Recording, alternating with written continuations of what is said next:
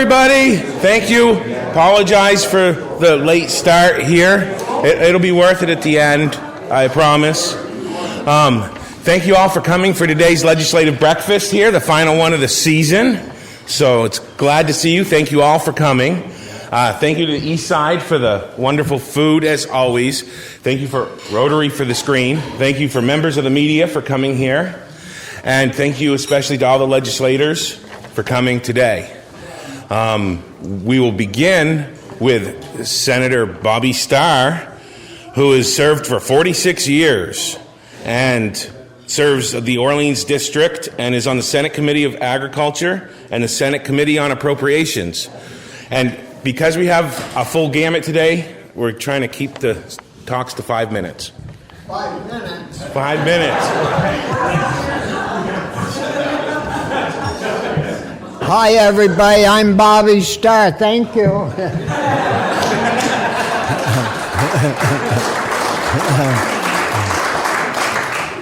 Well, I want to thank Dan for hosting this along with the East Side, and certainly thank North Country Hospital for supplying us with a wonderful breakfast. Thank you, Frank and crew.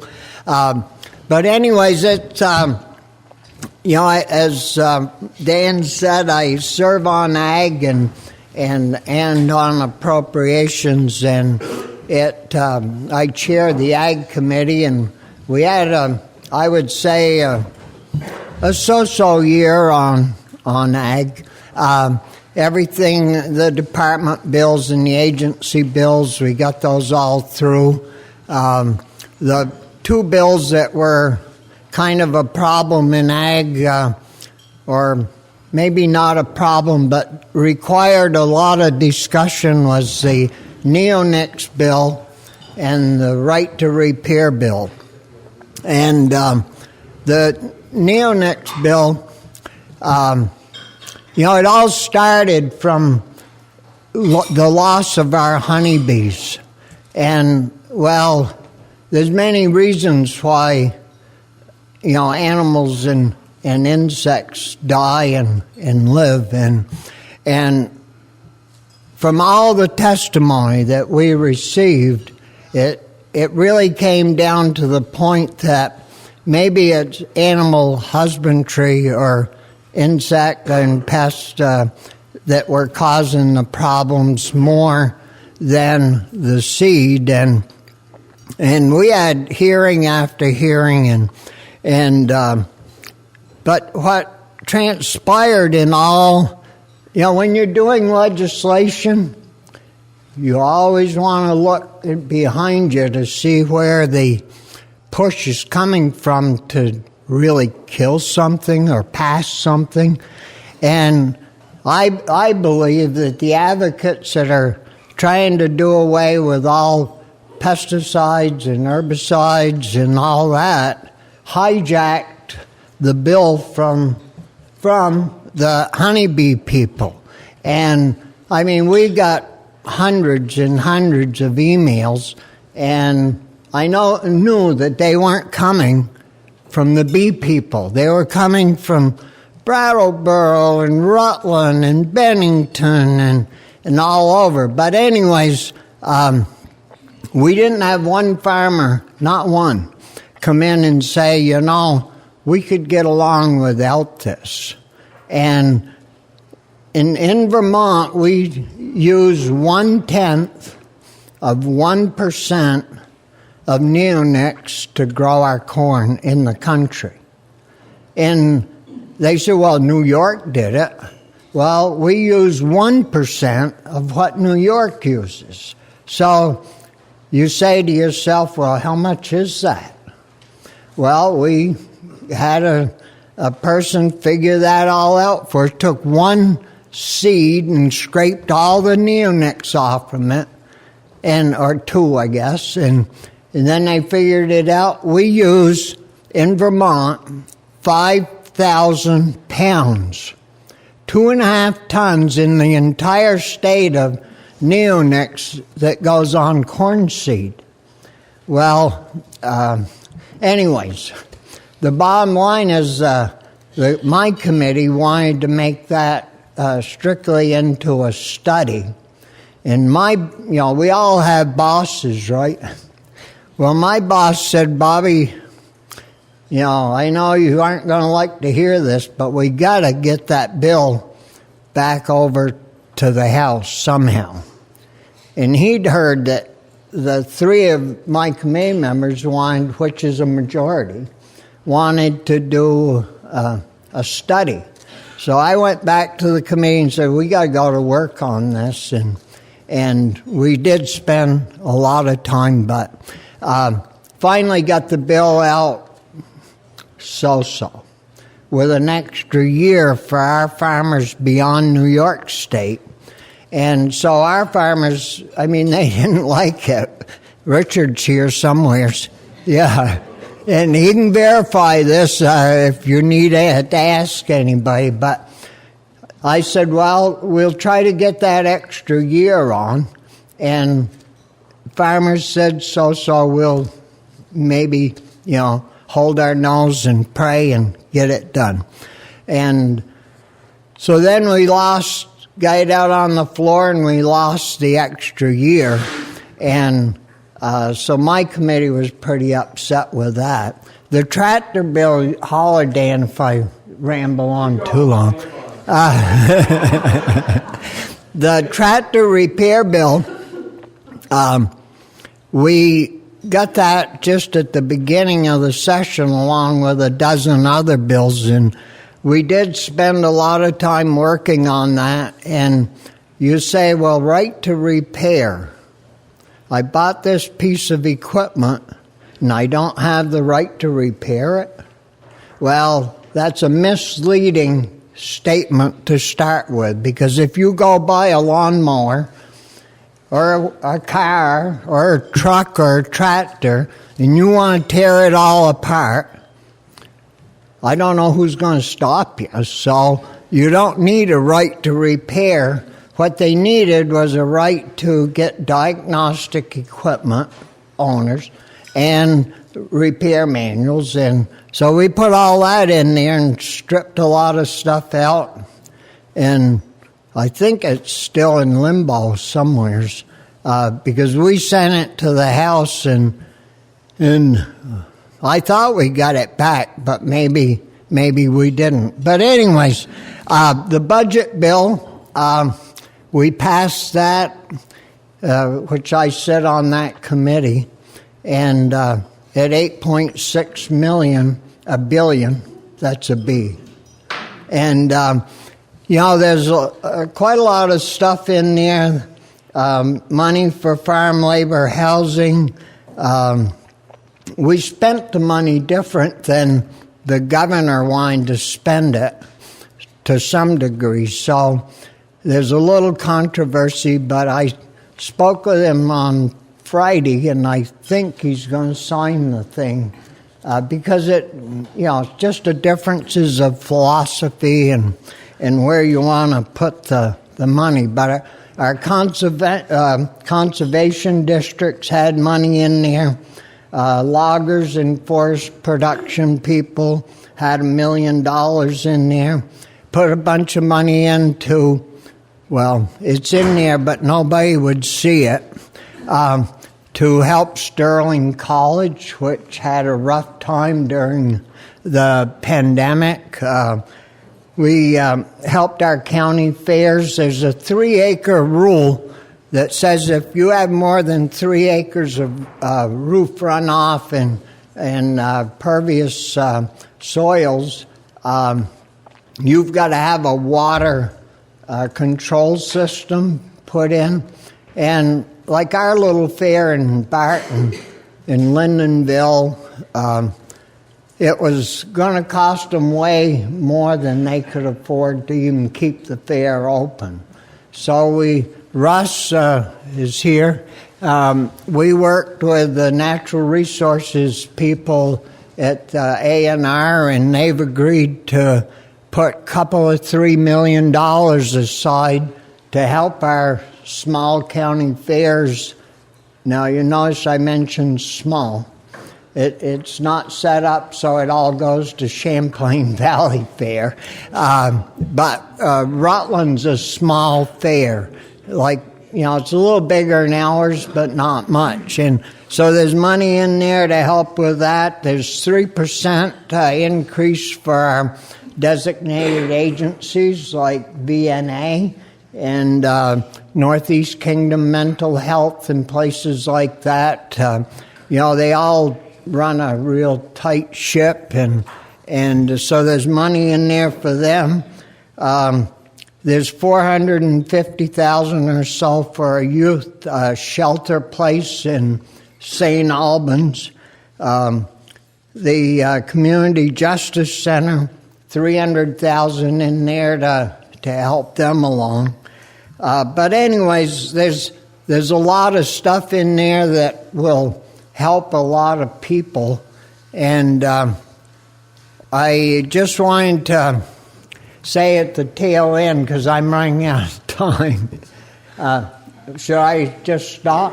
Keep going. He's going to get a chance at the end to give a little extra, okay? At the end? At the end. Yeah, that's fine. Everyone don't leave. Because I don't want to take up the whole breakfast time. Thank you.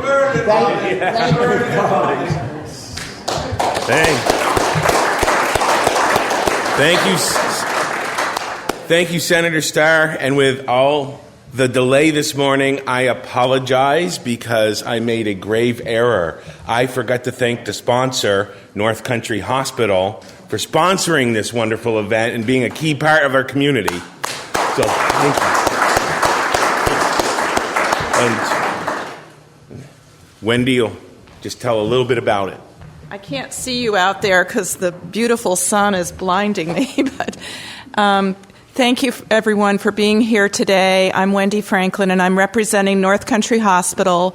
And yes, as Dan said, we are sponsoring the breakfast. Our president, Tom Frank, sends his regrets, but being the largest healthcare facility in the county, I know that he is very appreciative of the responsiveness and the access to our senators and representatives in our area. So thank you for that. It's been a busy time at the hospital. I'll just mention that last week we wrapped up National Nurses Week with a celebration right here in this room Friday night. Celebrating them and the good work that they do. And this week is National Hospital Week, so we will continue that celebration. So thank you for being here. Thank you. And next up, we have Senator Russ Ingalls, who's been a member since 2019, and he serves Essex Newport District, and he's the Senate Committee on Institutions and the Senate Committee on Transportation. He's the chair on the first and the clerk on the second.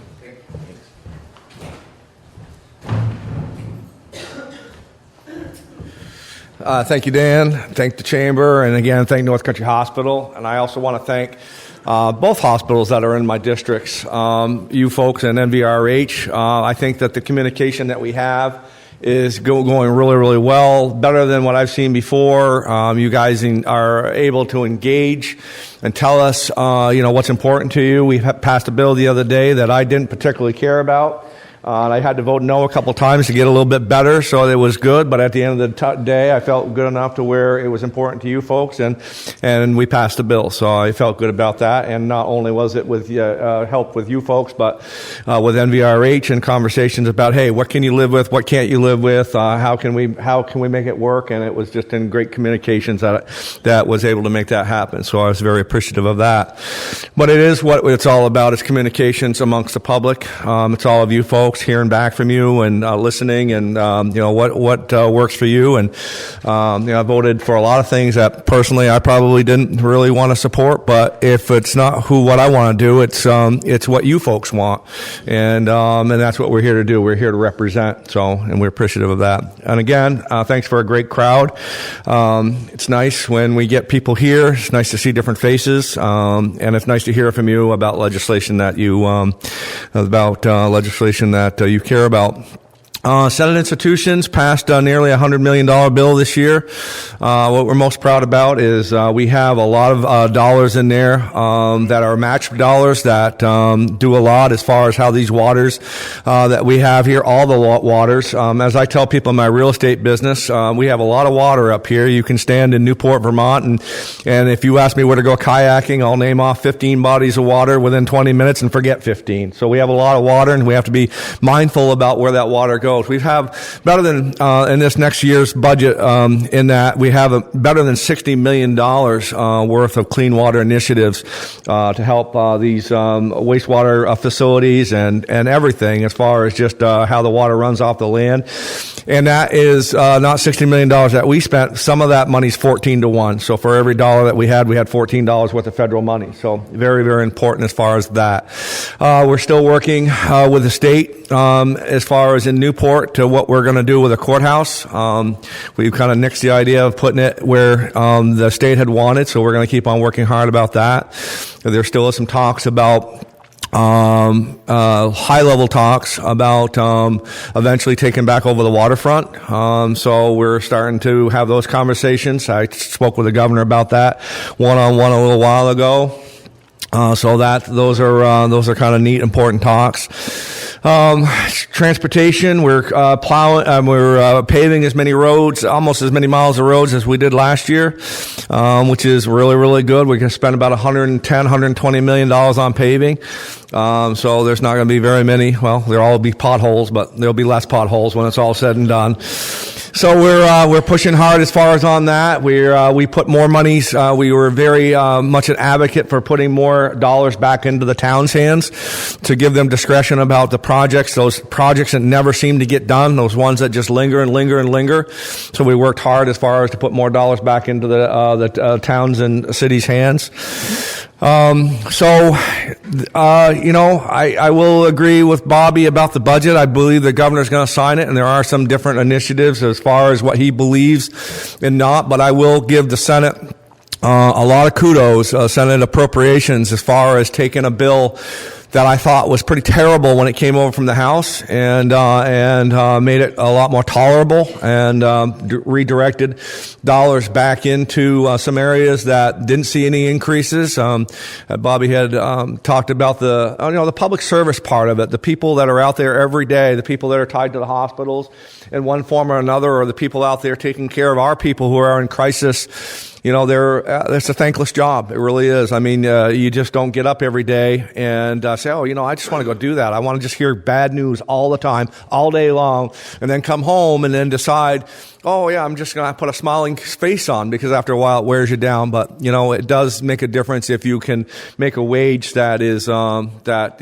will allow you to do some other things. So when you're not working, you can go afford to do some things. So I'm very happy about that part of the budget.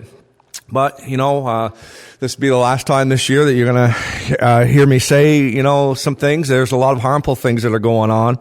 We've got 70 cents a gallon coming in January 1st, if that gets in passing, if we don't change some leadership. We've got a $100 million payroll tax starting in July. It's going to be it's going to be $100 per month per employee, roughly, and about 3 times that for employers. So that makes a difference. We got starting in July again, we've got $1 billion 10-year program, $1 billion cost coming to renewable energy standard, which is just all it is just taking your energy that you're using right now and just mandating that it comes from renewable sources, as long as they're not old sources. A lot of the Hydro-Quebec power that's coming down, that's too old of sources. They want newer sources. They don't want any nuclear. They don't want anything that they want. And we're having a real hard time of even calling biomass renewable. So again, that is starting July 1st, at least a 14% increase on your electric bill, and then it's going to go up more, just all for instead of waiting and taking your time and planning effectively, just forcing that issue right now. We've got a 14.4% property tax increase. That's baked. That's coming. That's coming. This tax bill, and then we have a new Act 250 bill that is That is, if you talk to the press, if they talk about it, they talk about all how we revamped Act 250. We actually just made it the toughest. It's trying to drive housing where people don't want to build into the downtown centers, into the floodplains. But yeah, then they won't approve that. But it's really trying to punish what our type of lifestyle is, where if you have 5 acres or 10 acres and you want to put in a house, I mean, you don't want to just build right by the road. You bought that 5 or 10 acres and you want to put it up on the hill so that when you do put that house in, you've got a better view, which brings you more value and brings you more peace of mind and brings you more enjoyment. And they've come up with an idea now to stop that because they really do believe that fragmentates the forest and throws all the wildlife into disruption. And so they're going to make it now, if you have a driveway that's 800 feet long, you have to go through Act 250. So we have a lot of 800-foot driveways in this area. So I'm sorry for the doom and gloom. I really am. I don't mean to be that way, but you need to have a realistic expectation about what's coming forward. And there are some good things within the budget, as we've pointed out. And I do feel that Senate Appropriations has done a good job with that, but this is above and beyond any other type of spending outside of the budget that's coming as far as tax increases. So thank you. I think we'll have some more time, and Dan's getting a little anxious. So thank you. Thank you, Senator Ingalls. Next up will be Representative Mike Marcotte, who's been a member since 2004 and serves Orleans J. He's on the House Committee on Commerce and Economic Development. He is the chair of that committee. Thank you.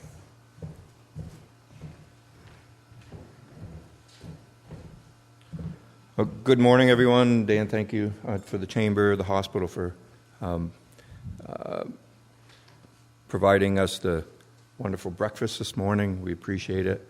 Thank you, everyone, for coming out to this last breakfast of this legislative session. So I do represent Orleans Lamoille. Along with Representative Higley, it's a 2-seat district. I guess I think I want to concentrate on probably 1 or 2 bills that my committee had put out this year. And very important bills. You may not have heard too much about them, but the one is H707, which creates a new Office of Workforce, a Director of Workforce Expansion and Development. This is something that I've been working on, I would say, for at least 10 or 15 years. So this will provide a person under the governor, in the governor's office to administration to make sure that they coordinate all of the workforce trainings, developments, everything, all the monies that are out there, so that we have better coordination in our workforce programs throughout the state. Right now, what happens in the Department of Labor right now, they look at more of the federal programs that come in. But there are a lot of other programs that are outside of state government. So we need to get those coordinated. So I'm happy that that's gone through. I look forward to continuing to work with the governor's office and bringing a new person on board and getting that program up and running. Second bill, or actually it's 2 other bills that we combined into one, is H121. That's a data privacy bill. And we also have put in S289, which is called the Kids Code Bill. So S289 came over to us from the Senate. We sent over H121 over to them. The 2 chambers worked on both bills. The Senate took a very much different direction than we did on H121. They look more at the business side of it. We look more at the consumer side of it. On the kids' code, we did more work on that. What we did was we looked at data privacy. We put all of the data privacy pieces into 121. There were data privacy pieces in S289. S289, the kids' code, is actually a product. They're apps that kids can download we took those apps as being a product that are being produced, and that when any business produces a product, there's liability that goes along with it. They need to make sure that their product is safe, and so that's how we looked at that. California had produced a kids code bill. It's being challenged in court now because of First Amendment rights. So we took a different approach, again, looking at it as a product. So we took out all the First Amendment issues and proceeded to go from there. At the beginning of last week, I probably gave a 1% chance that H121 was going to pass. We continued to push. The House received the bill back. We put those two bills together. We sent them back over to the Senate. They continued to work on it. I received a call from the chair of Senate Economic Development about 8:45 Thursday night, saying that we might be able to put something together, and so we worked out some issues that we had on Friday, and both chambers were able to pass a very strong data protection and a kids code bill. Very proud of that. Has a lot of meaning for all of you here. We're putting you, Vermonters, back into control of your own data. You'll be able to determine whether or not you, and it's all up to you, whether you want a business that you're working with on the internet to capture your data, whether or not you want to allow them to sell it or not, whether or not you want them to delete all your data. So this will have a big effect on Vermonters. It will also have a big effect on what's going on throughout the country. We would, if the governor signs this, and that's still an if, I'm sure that the business lobby will be after him pretty heavily to veto this bill, especially big tech. We saw how they operate. Big tech, you talk about Google, Amazon, Meta, all of those big tech industries there are associations out there. I think there are about 5 or 6 of them that they fund that then work with different state associations, giving them information in order to help try to sink or water down these data privacy bills that are coming out throughout the states.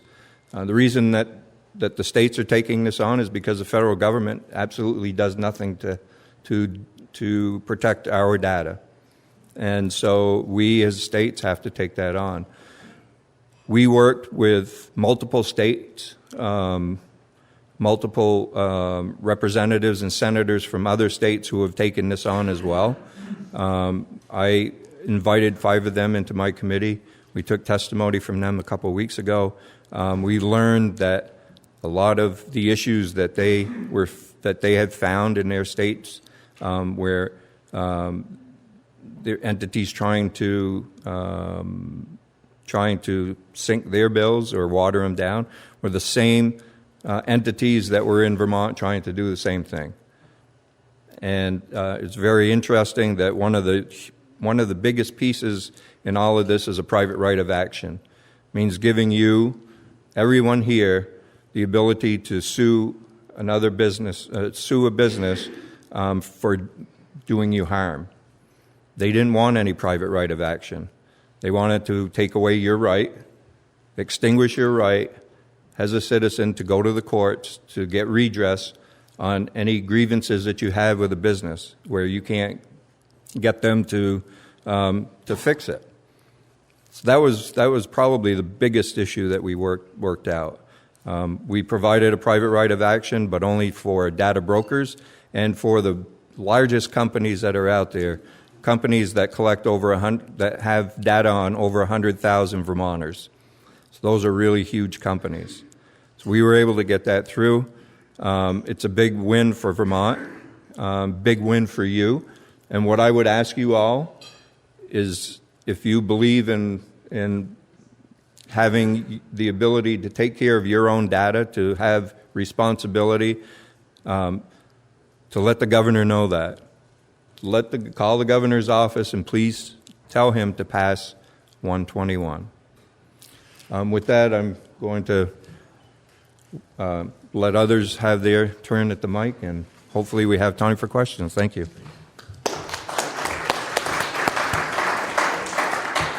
Thank you. Next up will be Representative Mark Higley. He's been a member since 2009 and also serves the Orleans-Lamoille District. He's on the House Committee on Government Operations and Military Affairs, and he is the ranking member.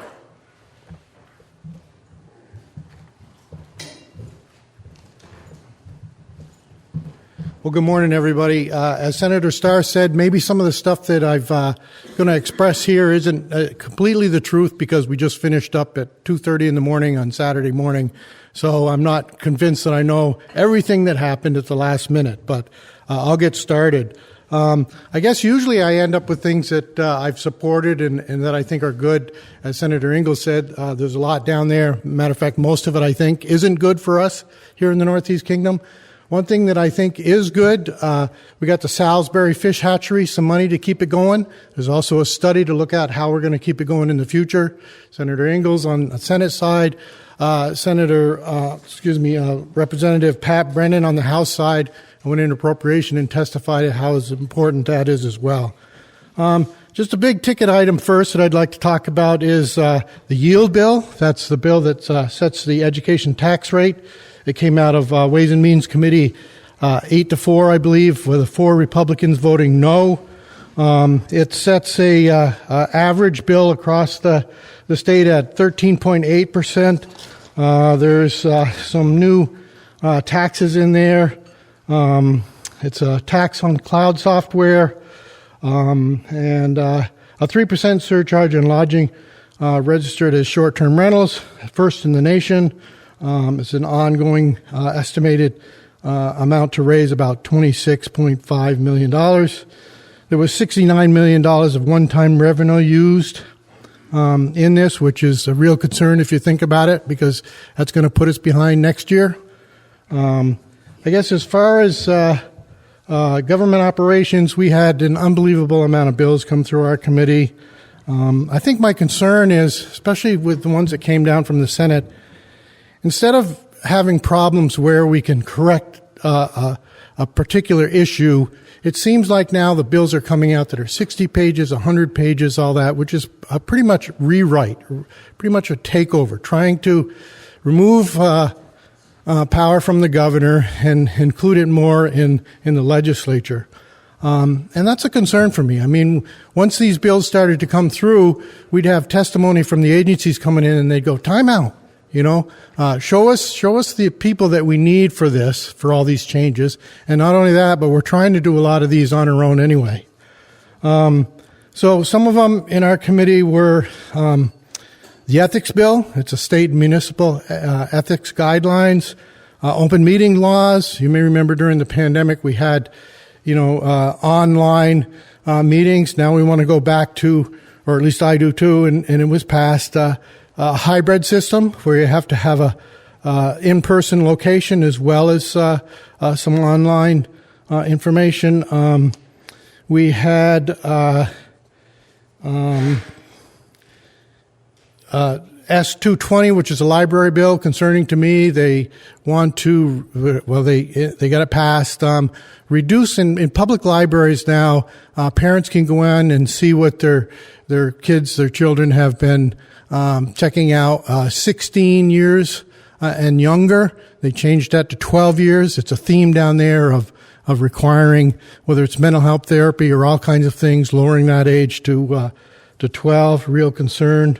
Another big bill that was out there was Make Big Oil Pay. It's a VBERG initiative. Pretty interesting. Talking about, I asked the presenter of the bill on the floor if they'd taken any testimony from the big oil companies that they're going to sue, and they said one, I believe, of some National Fuel Dealers Association, in a sense. Didn't tell me initially what they had said, but I got up again and asked, and I said, well, were they on board with this? And of course it was a no, but It's an opportunity for the treasurer's office to set up an account. They're going to ask for this money. If they don't get it, then they're going to sue. As you can imagine, if that even goes through, which we're the first in the country to do that, you can imagine that they're definitely not going to keep the rates the same if they win in a court case. Again, that H687, which is the Act 250 protection, I think Senator Ingalls talked about that. It's not going to be good for our rural areas. It protects to be determined ecological sensitive areas. A lot of this is going to be going through rules and a mapping study for some of this. It's going to be putting Vermont in tiers, loosening its laws in the municipal areas and strengthening it and protections over critical natural resources areas. It's creating a property transfer tax on second homes. It's going to bring in $10 million. And a bunch of real concerning stuff for the rural areas there, if you ask me. Another committee that I'm on is LCAR. We've had, that's a legislative committee on administrative rules. So a lot of times when these bills go out, our LCAR has to look at the rules that these agencies draft up in regards to a lot of this stuff. We've had a lot of interesting and controversial issues since last fall. One was on the rules on trapping and coyote hunting. Again, the majority in LCAR didn't approve of what the Fish and Wildlife Board had done. I did. They'd worked hard. I think they did a super job. The most extensive best management practices for trapping and strictest ones on coyote hunting. The chair of the Senate side, who's also on LCAR, I wasn't happy and put in another bill, S-258. It got hung up in natural and environment, which is a good thing, I believe. I'm not sure why, other than they may not have had enough votes to override a governor's veto. We had wake boats. We had residential building energy standards and commercial building energy standards, where we asked the agency if they would postpone action on those till July. There was another bill this year looking at another study in regards to whether there should be a statewide building code and using those residential building energy standards for our new general contractor registration process. They've already got some changes proposed for that, for registering of contractors, whether they have to check off what geographic area they work in, a list of fields that they're proficient in, a contract containing the requirements for the residential building energy standards, and so on.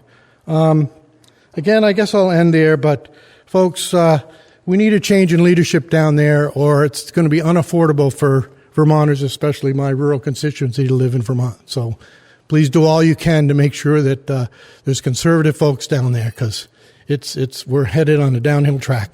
Thank you.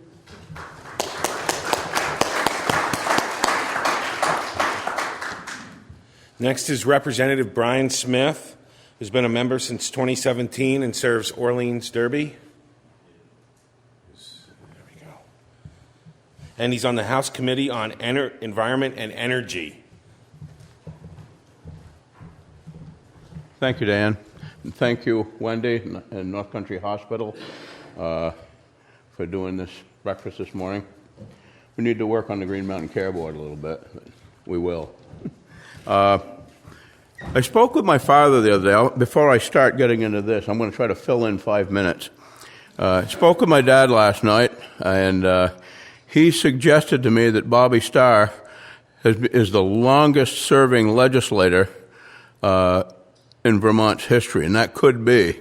I know there are a few down there. Senator Mars has been, 42 years, Ross? Yeah, well, Bobby's been 40, what? Yeah, congratulations, you won. Let me see here. Representative Higley covered most of what I was going to talk about, so I can shorten this speech up. Thank you.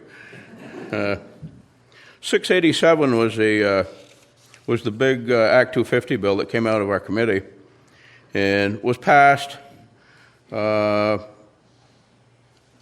trying to follow a 160-page bill is not that easy. But I passed the bill off to our town administrator.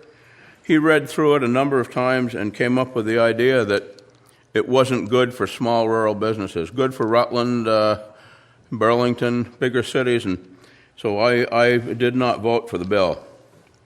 258 came out of our committee and went to the floor, and, well, it died before it went anywhere else. So that was the Fish and Game wanting to reestablish our board. We had probably, I believe we had 4 representatives in our committee that was opposed to the bill, and a number of other places throughout the House kept it from becoming a law. So I think that was a pretty good accomplishment that happened this year. Property taxes, we've talked about them already, 13.8% increase. You can't blame the minority party for that, anybody. I got a number of bills here that I just wanted to mention. You want an idea of how much waste of time and waste of money we do in the legislature? Psychedelic therapy is going to happen. That's Senate Bill 114. They're going to make it possible for psilocybin to be used and LSD, along with whatever else they think is going to work. 259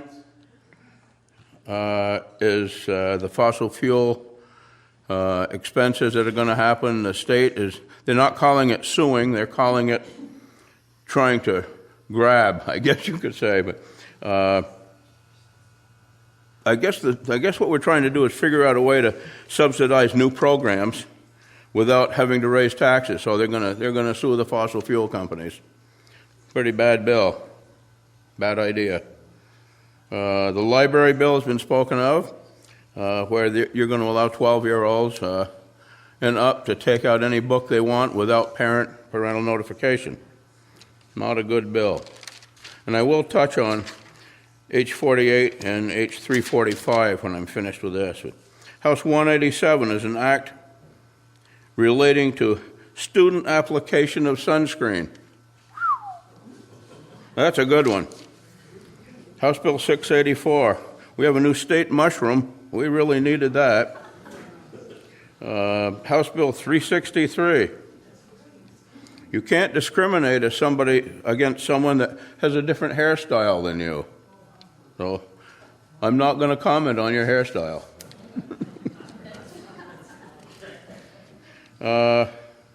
S18 was the tobacco ban. I think there may be a veto coming on that. It's done? Good. S39 pay raise for legislators. Russell, is that done? Or is it still in study? Good. And we're going to have a sister state. Does that go anywhere? There's 4 or 5 states that we're in alignment with as far as to just have some common goals. So needless to say, this session was a waste of a lot of money. And back to House Bill 48, it's something that I've attempted to work on over the last year. We're trying to get the state to relocate or in search of an alternative landfill. I was promised by my legislative chair, my committee chair, that this was going to get taken care of. Promised many times, and that didn't happen. So I've got a feeling that it will still be pursued in another avenue. And House Bill 345 was a lake in crisis. There was one criteria that included real estate values. Well, if this lake is polluted, doesn't matter what the real estate values are. You know, real estate is real estate, and clean water is a whole different subject. So that's going to get looked at as well.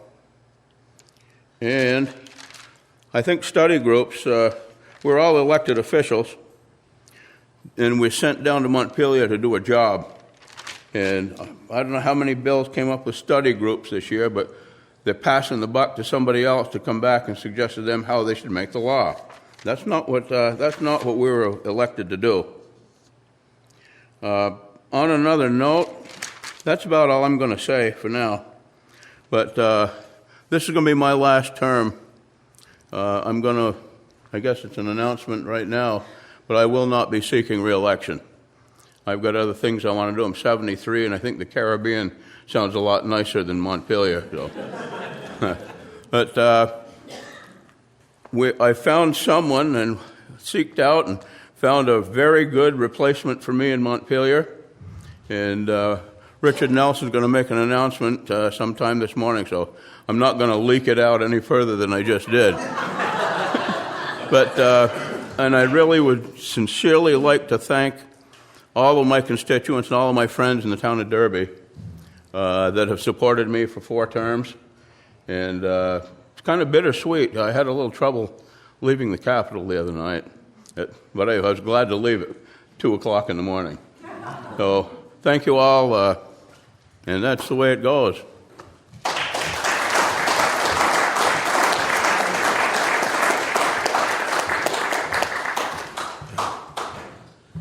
Thank you.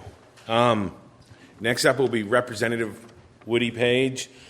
He's been a member since 2019, serves the Orleans 2 district, and he's on the House Committee of Appropriations.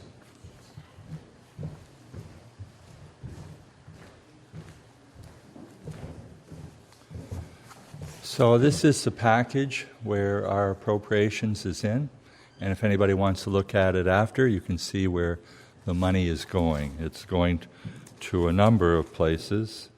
Our debt service, transportation, commerce and community development, public safety, general education, property, human services.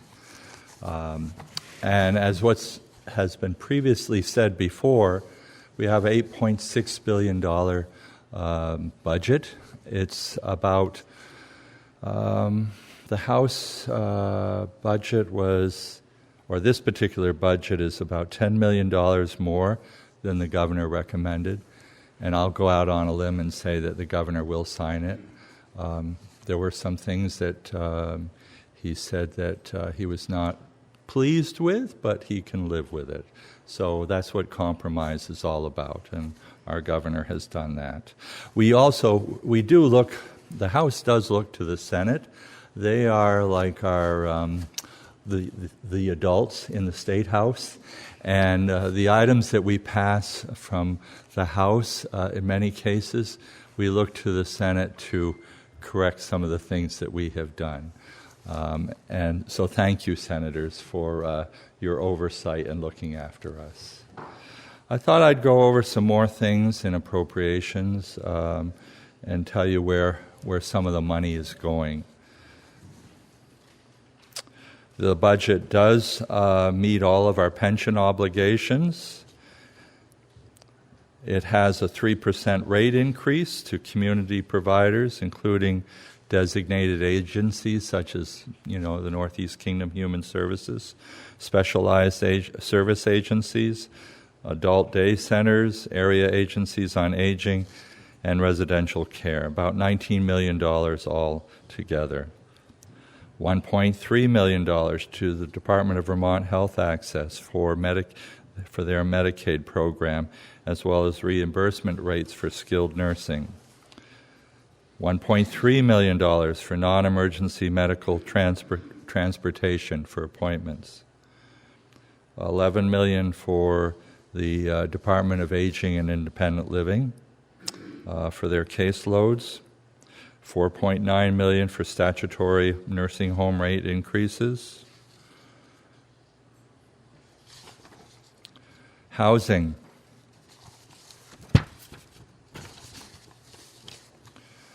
About $7.5 million for emergency housing, in addition to $16.5 million for one-time appropriations and $20 million for contingency appropriations. There's been a lot of issues regarding our housing of the homeless people, and there has been some changes to the hotel voucher program. The governor and the House and Senate have tried to remedy that hotel voucher program. I don't know as if it's completely remedied. It is going to cost the state a great deal of money for the housing of our homeless, and hopefully with some of these monies for these new programs, it will alleviate that hotel voucher program, because it literally is bankrupting the state for what we pay.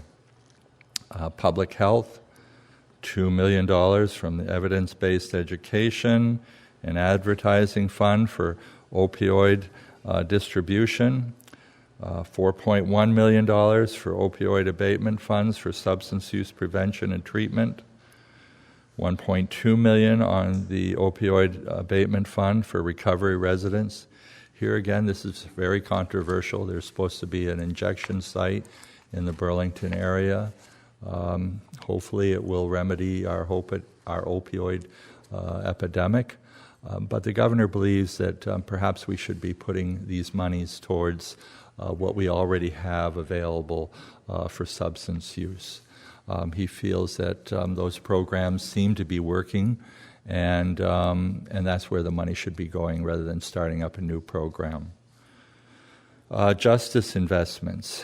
We all know that our justice system is, I won't say failing, but the wheels of progress are slow. $1.86 million for the Defender General's office, $2.86 million for judiciary for new positions. It is there is a huge backlog in our justice system, and hopefully these funds will help alleviate that. Workforce development, Representative Mike Marcotte has already spoken about that. Flood and natural disaster mitigations. $12.5 million for Federal Emergency Management Administration. These are to match those funds that are coming in. $1.75 million to support S213 initiatives relating to the regulations of wetlands, river corridors, developments, as well as dam safety. $1 million for financial assistance to logging contractors to ensure water quality. All these things are important based upon, our recent flooding that occurred last summer. Are you trying to give me the hook? Yes. So just one final thing, though. As time goes on, and I've only been in appropriations one term, but it seems like our needs are becoming much greater than the revenues that we collect. And that is very concerning, I think, for all of us. So, thank you. Thank you. Next up will be Representative Larry Laber. He's a member since 2022, and he serves Essex Orleans District, and he's on the House Committee on General Housing.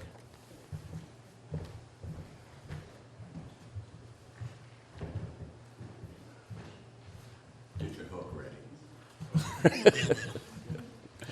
Good morning. Thank you for the invitation. Since the previous speakers have covered everything I planned, I thought I'd give you a synopsis. When we started this session, as this is the tail of the biennium, we had over 700 and some odd bills that had been proposed and worked on. We ended up actually passing, as bills passed as of 9 o'clock last night, 240. So when you narrow that down, these 2 pages are just what was done in the last 2 weeks. So when the legislators say they had some long days, they weren't fibbing. I'd like to give you a little synopsis of how some of the money and some of the bills changed. I'm on housing. We didn't really speak much about housing. We spoke more about general affairs. housing is in a crisis. We know that. So that means shoveling more money into different alphabets, if you will, VHIP, whatever. And we did a lot of that. When we left, I think the Treasury Secretary said our revenues this year so far are about $110 million ahead of 23. So that's a sign of our economy going up. Now, if we can nail down inflation, we may be able to afford some of these things. But when you take the requests for, and I'll jump over to the general part, in our committee came requests for safe injection sites. Well, that's kind of an anomaly, and I voted against it.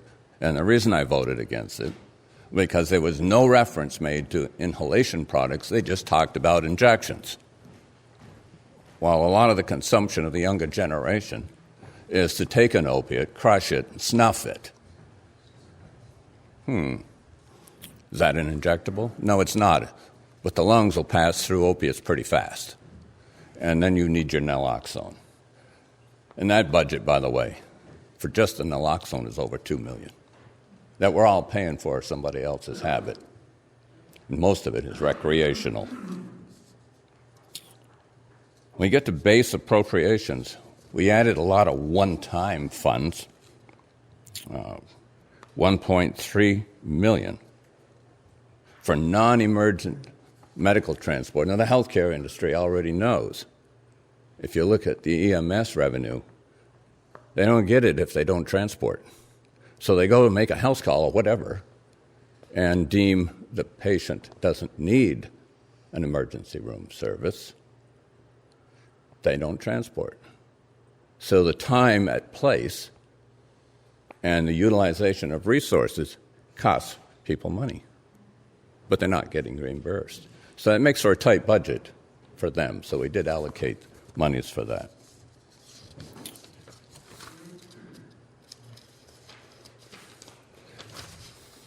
Justice. There was reference made that we're behind in a court schedule. Well, it's manpower related. We did put money in for 3 more Superior Court judges.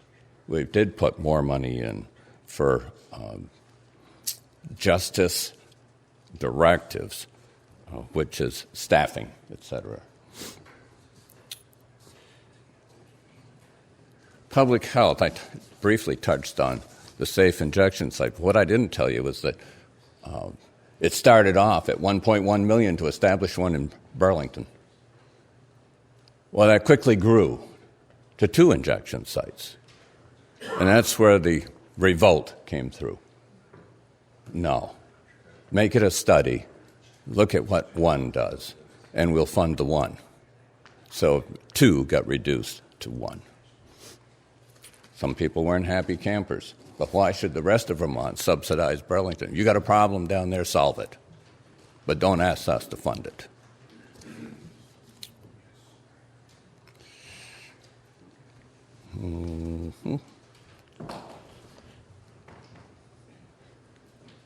Court diversion. We put $297,000 out of the general fund to court diversion just because of the increased caseload. The Defender General, the average caseload takes over 700 days to solve because of lack of staffing. That's crazy. Then you get into a timeliness of fair and just trial. That's about it. I mean, they've covered everything else.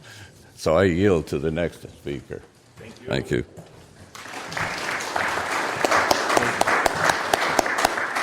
And next up is Representative Catherine Sims. She's been a member since 2023 and serves Orleans District 4, and she's on the House Committee on Ways and Means. Oh, crap. And you're going to stay after. Just stay up. Okay. Morning, everyone. Thanks to Dan and the Chamber and the hospital, and for all of you for being here. I always really appreciate these opportunities to come share what's happening in Montpelier and take your questions and comments and feedback. I'm in my second term, so I started in 2020, represent Albany, Craftsbury, Greensboro, Glover, and wanted to just share a couple of high-level reflections on this session.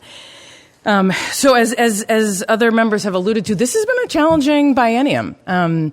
We've had a lot of big issues on our plate, and add to that we had 50 new members in the House, including 12 new committee chairs, so a lot of folks kind of getting their sea legs under them.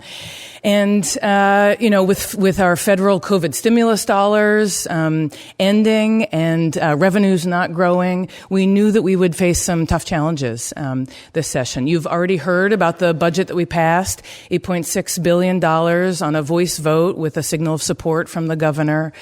Incredibly challenging year. The needs that we have, we are being asked to do more with less.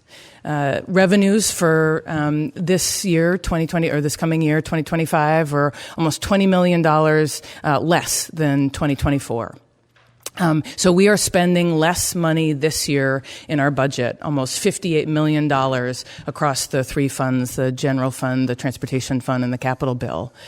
But despite having less revenue and spending less, we made some tough decisions between our wants and our needs. And as Representative Page kind of walked through, the committee did the tough work of fulfilling our commitment to our reserves, to our pensions, and making essential investments in economic development, workforce, housing, human services, the critical day-to-day work of government.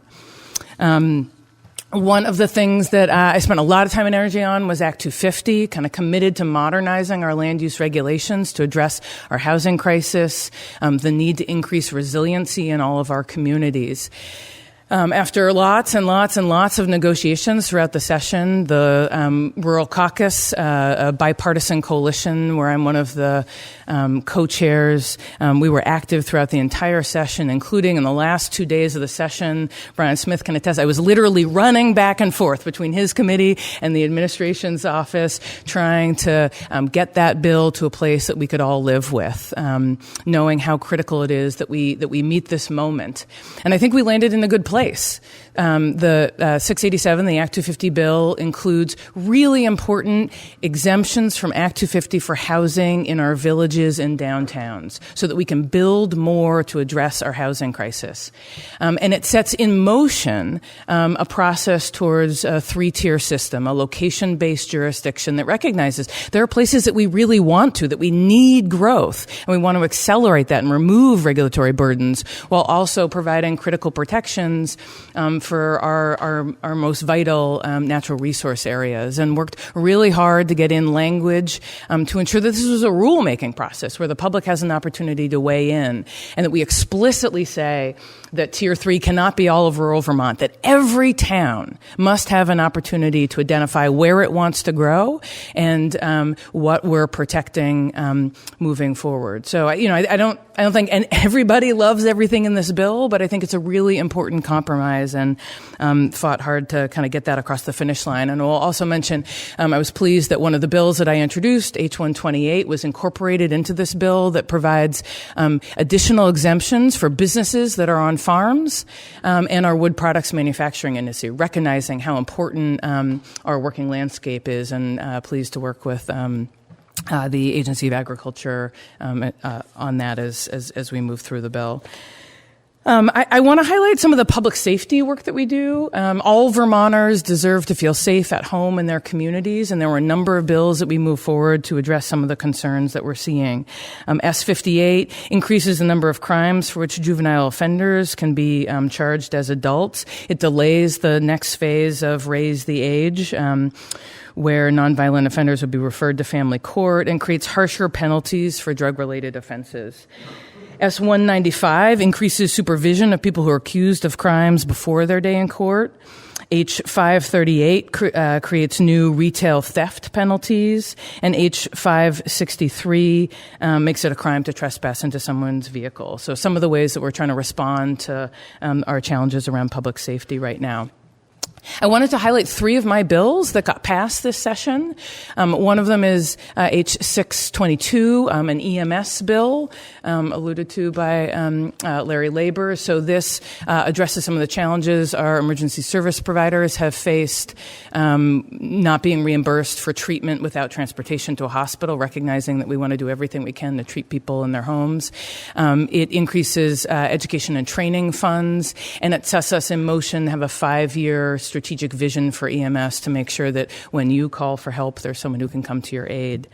I worked with another bill that I worked on was that I introduced was 626. Worked with Mike Covey from Vermont Tradition Coalition to create an animal welfare bill that establishes the Office of Animal Welfare to help create a unified system for addressing our animal welfare rules and regulations, and Representative Higley's committee did tremendous work on both 622 and 626. And do not confuse the animal welfare bill with S258, the fish and wildlife bill that would change the board and ban hunting. I was part of the coalition, making sure that leadership knew that was not the right bill at the right time, and that didn't move forward this year.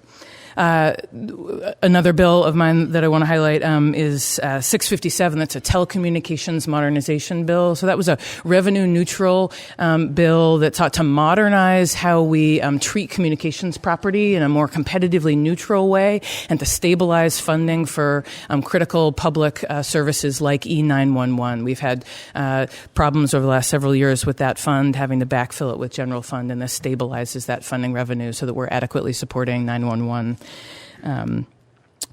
So let's see, where am I? I guess I do want to mention, so, I see my job as supporting policies that do good by rural Vermont and bringing forward some of those ideas. It also sometimes means voting no when we're looking at things that I don't think are right for our communities. And so just want to highlight a couple of areas, where I felt like we weren't doing the right thing at the right time. So S18 was mentioned before, the ban on flavored tobacco.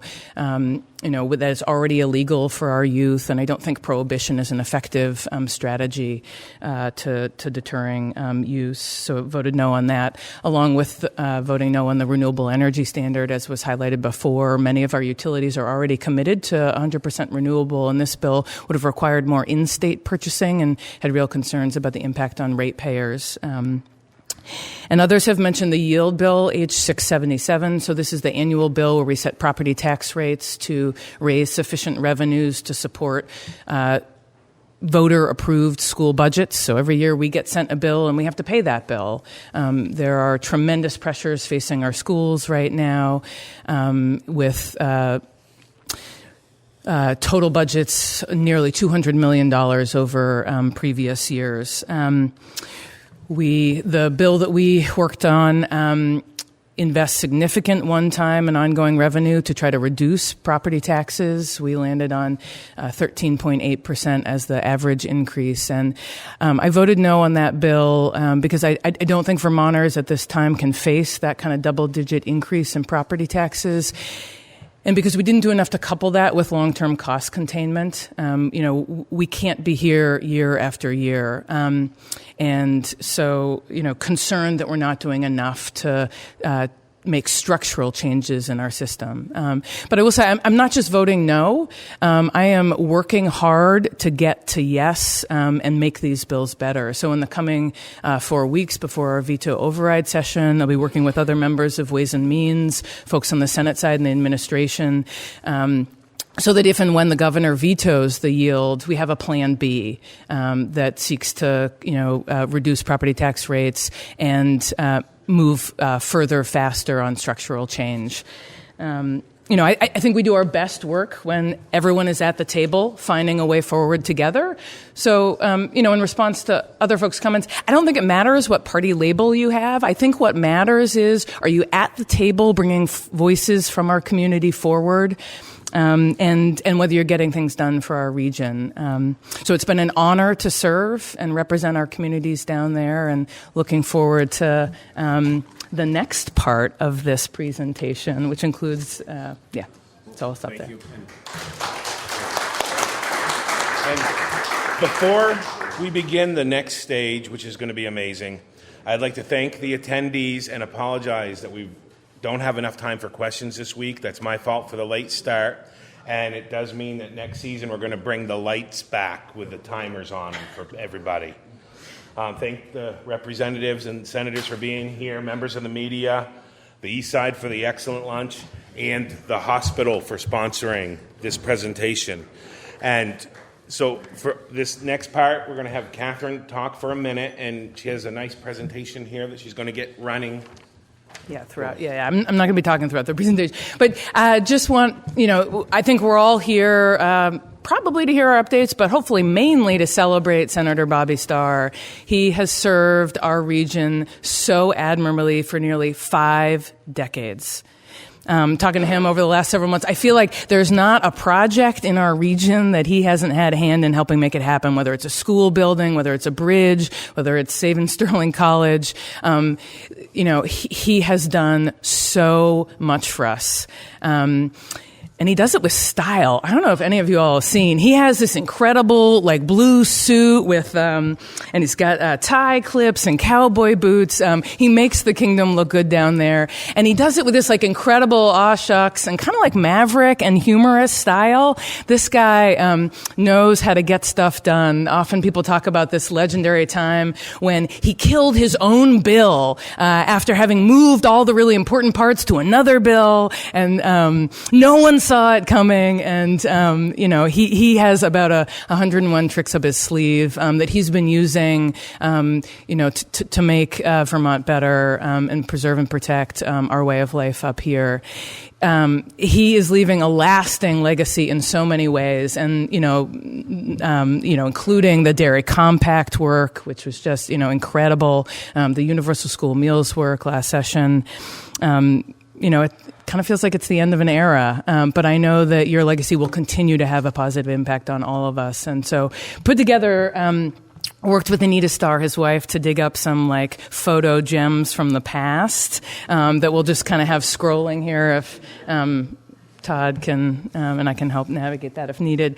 Just want to thank you so much, and to thank Anita for putting up with Bobby being gone for 46 years, Tuesday through Friday, and really excited for this next chapter for you. And I hope it includes lots of time with the grandkids, some travel, getting out on the bike more, maybe not having to shovel as much snow in the winter. You deserve to put your feet up and do some other things. And so thank you to you both. And so this will just kind of scroll while others do other awesome things. So I'm going to hand it back to Dan. Okay. So during this session in celebration of Senator Starr, there's been a resolution that has been passed, and Senator Russ Ingalls is going to come up and read the resolution.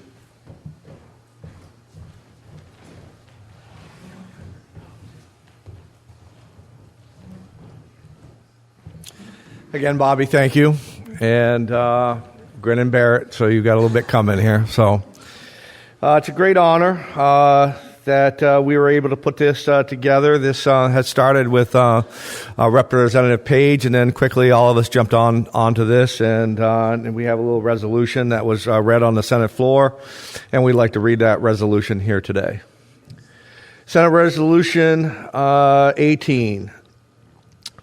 Whereas Bobby Starr has resided nearly all his life in the village of North Troy and graduated from North Troy High School. And whereas a businessman, he is the president of the trucking company Starr United Incorporated, but has his true passions in public service. And whereas in the town of Troy, of which the village of North Troy is a part, Bobby Starr has sat on the zoning board and planning commission, the school board, and the board of civil authority, and has served as town moderator. And regionally, he served as a member of the Orleans-Essex North Supervisory Union Board, and for its successor, the North Country Supervisory Union, as moderator. And whereas His initial election as House member from Troy occurred in 1978, and the 2004 election sent him across the State House hallway to become one of the two senators representing Orleans District. And whereas a legislator, Bobby has been focused on Vermont's crucial agricultural sector, especially dairy, farming, and his leadership has included long tenures, ably chairing the House from 1985 to 2000 and the Senate 2013 to 2024 committees on agriculture. And in the policy area, he has chaired the Senate Committee on Education from 2009 to 2012. And whereas Bobby Starr was instrumental in the establishment of the Northeast Interstate Compact for Dairy Pricing, or an organization designed to facilitate an economically viable base price for the region's dairy farmers, milk, and on a lighter side, his teams frequently won the interbranch legislative milking competition at the Vermont Farm Show. And whereas continuing Vermont's agricultural heritage through the preservation of the state's farmland has always been of great importance to Senator Robert Starr, and he has actively supported the current use program, which was originally enacted in 1978 and has led the efforts to improve and update the legislation. And whereas a Vermont Technical College alumnus and State College trustee, Senator Robert Starr was a strong advocate for the school's educational programs related to agriculture and those students studying agriculture. And whereas in 2024, Robert Starr is concluding an illustrious 4.5 decades as an Orleans District member of the General Assembly. Now, therefore, he be resolved by the Senate and the House of Representatives that the General Assembly honors Robert A. Starr of Orleans District for his decades of distinguished public service, and it be further resolved that the Secretary of State be directed to send a copy of this resolution to Senator Robert Starr. Come on.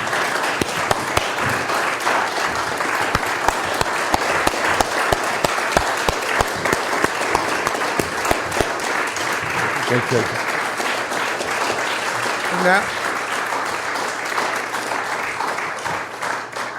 And we have some guests here. Before we have Bobby say his words, we have the honor of having the Secretary of Agriculture, Anson Tebbets, and the Vermont Fair Association, Jackie Folsom, who has another presentation. Wow. Goodness. All right.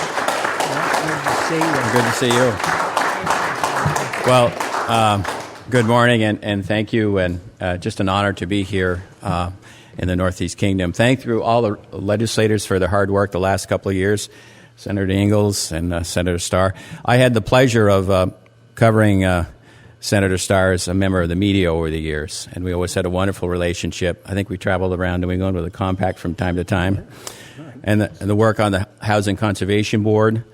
And a true leader in the House for, I guess we say 26 years, right? 26 years in the House and 20 in the Senate, and one of the great skilled legislators to get work done. And as Senator Starr says, he did it for his constituents. You were first and foremost in his work down there, working for the constituents. So I get to read this. There's a wonderful plaque here, and it's from Vermont's North Country Chamber of Commerce. It recognizes Robert Bobby Starr for 46 years of service to the Vermont legislature. Your dedication and commitment to the state and its residents are greatly appreciated. 2024. Congratulations.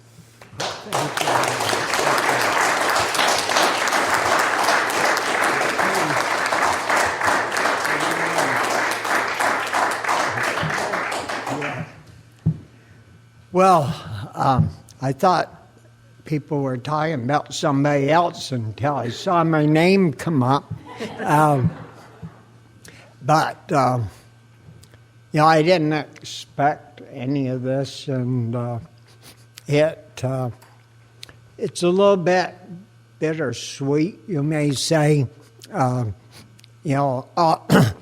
all the years I've been down there, well, to start with, the only reason I went was to help the Northeast Kingdom.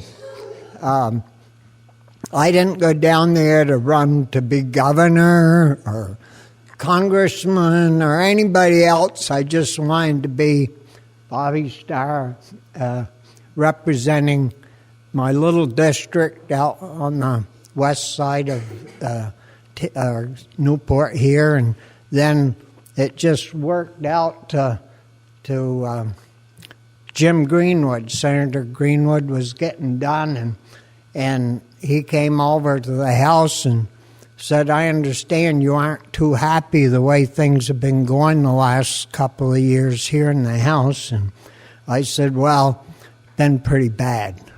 And, well, he said, I'm retiring. Why don't you try to run and get my seat? And so I went home and talked with Anita and the family and said, you know, it's 5 times more work being a senator than it is being a rep, and it's going to require a lot of time, energy, and away from home probably a little more. Well, in the end, everybody kind of agreed, well, we really need help down there, and if you want to run for it, but win. You know, don't go be a loser. And I said, well, I've never been a loser, so if I run for it, I'll win, I'll tell you. And so I did, and it went well, and you know, I've enjoyed representing all you folks and the folks previous to you that were here then and are gone now. Had a great group back then from up north, Frank Spates, Bill Farrow, Kerm Smith, Maud Durkin. The list just goes on and on. But we, of course, over the years, I've been a pretty lonely Democrat, you know, and but the people here in the kingdom have, I guess, looked at me sort of as a middle-of-the-road guy. I'd served years on the school board, the North Country Supervisory Union Board, chaired that, did the negotiations for the teacher's contract a few years in a row. So I had quite a lot of experience how to deal with folks before I ever got to Montpelier.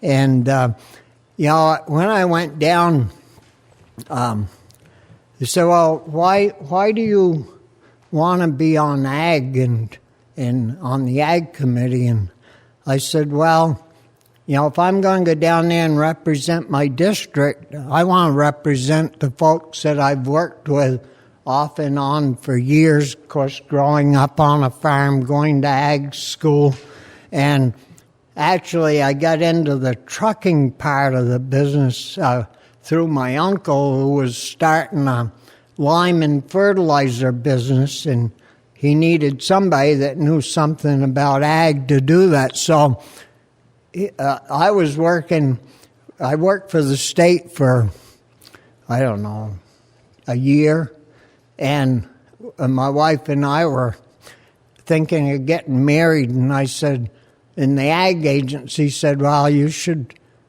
get married and then move to Chittenden County. We'll let you be in charge of that. And I scratched my head a couple of times and said, well, I think I'm going back home. And so anyways, I went to work for my uncle doing that. So I got to know, you know, Doug Nelson and people from all over the county doing lime, spreading lime and hauling fertilizer and that. So it brought me back home, and, you know, I've never had one second thought about moving anywhere else or wanting to move. We've just live in a beautiful spot. got the best, recreational things that anybody could want. All of our beautiful lakes and Jay Peak is, of course, I was into that right up to my eyeballs, getting permits and helping them. But it's been a good run, and I certainly need to thank my family for letting me do this, and thank all you folks for electing me year after year. And Dan, before you come up, I just want to straighten out one quote that I was the longest serving. Well, Bill Doyle beat me by 2 years, so I'm in second place and I was working on going to, no, I wasn't. But thank you all very much, and thank you for this wonderful plaque, Anson and Jackie, for coming.